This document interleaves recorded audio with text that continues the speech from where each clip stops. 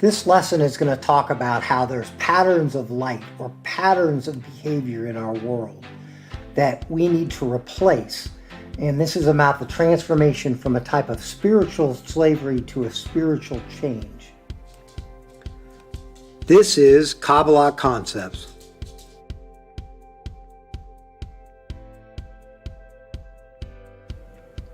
Most scientists will tell us that we are like machines, that the fundamental basis of who we are is made up of electrons that were predetermined in their destiny from the very beginning.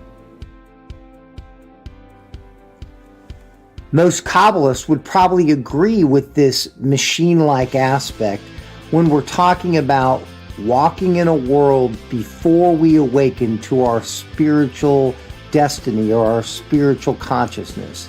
There's a thing called da'at, which means spiritual decision-making, which changes that destiny from a machine-like destiny into a human speaking level destiny. One of the things we know about the universe, as far as quantum physics is concerned, is that everything is fundamentally made up of light. So that literally means the building blocks of who we are as human beings is a building block made of electrons and light. As physical creatures in this world, we desire to live. Our body desires to stay alive. We have to learn how to eat, how to sleep, how to take care of ourselves in a world that is both dangerous and fundamentally filled with our desires. Our desire to live means that we put our bodies first in all things. We have to learn to survive, to eat. But we don't spend all of our time thinking about these things. Instead, what we learn how to do is we learn how to use pattern behavior, chain of events, cause and effect in order for us to live. If we see the chicken and we want to eat the chicken, we attack the chicken and we cook the chicken. Over time, this chicken behavior, this genetic behavior, rather than just learning how to live, it embeds in us a type of survival pattern that we use on a daily basis to survive. We fundamentally know how to kill and eat a chicken. We don't have to think about it every time. Once these patterns are created inside of us, they're kind of like a mathematical algorithm or a formula. When we input chicken, out comes kill and eat. The problem is we don't always want to kill the chicken. Sometimes we want to take the chicken into our homes, teach it how to have eggs, and if we've only got the negative pattern of kill, eat chicken, then this can become a negative pattern that is no longer helpful, but results in us killing all the chickens around us. Lesson of Assiah, our actions create future things, or they create a type of pattern that results in things that happen from our actions. When negative physical things happen to us, we may learn how to do things in order to protect ourselves. If we reach out and we grab a bush that has thorns on it, it may cause us to recoil.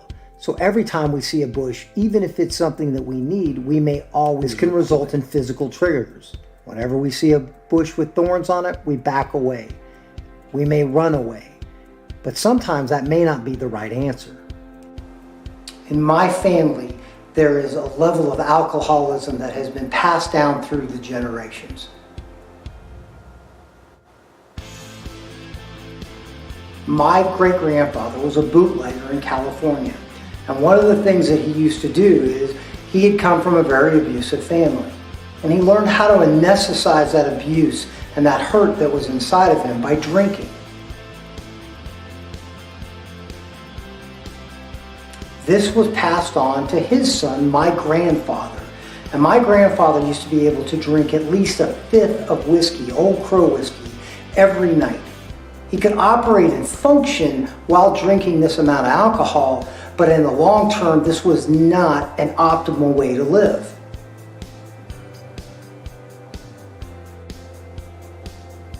Eventually, this pattern had negative effects in his life, and at one point he ends up getting liver cancer and eventually he dies. So as part of that family story, one of the ways to make change is to change action. To understand that there's a pattern of alcoholism or a pattern of hurt that's in the world, and it's causing this algorithm or this pattern to happen over and over again. And so then what you need to use is physical action to change the pattern. He could have fought this negativity though. He could have learned that the patterns that have been passed down from his grandfather, the patterns of abuse that were involved in his life, had a cause and effect or a blessing and curse relationship to his life. So our spiritual development requires us to recognize that negative hasatan, that negative pattern, and then to add some type of input to make it change. This lowest level of action, this action world that's spiritual, is called Assiah. Our freedom in our relationship to Hashem requires that we have the ability to do free actions or free mitzvot. We choose. The mathematical problem is simple. Positive action means positive change. What we have to come to understand is that this positive action has to be organic to both our physical bodies and our spiritual bodies. It results in us having a free will. Our positive actions in the spiritual world of Assiah, that lowest level, results in positive change in our physical world and positive change beyond.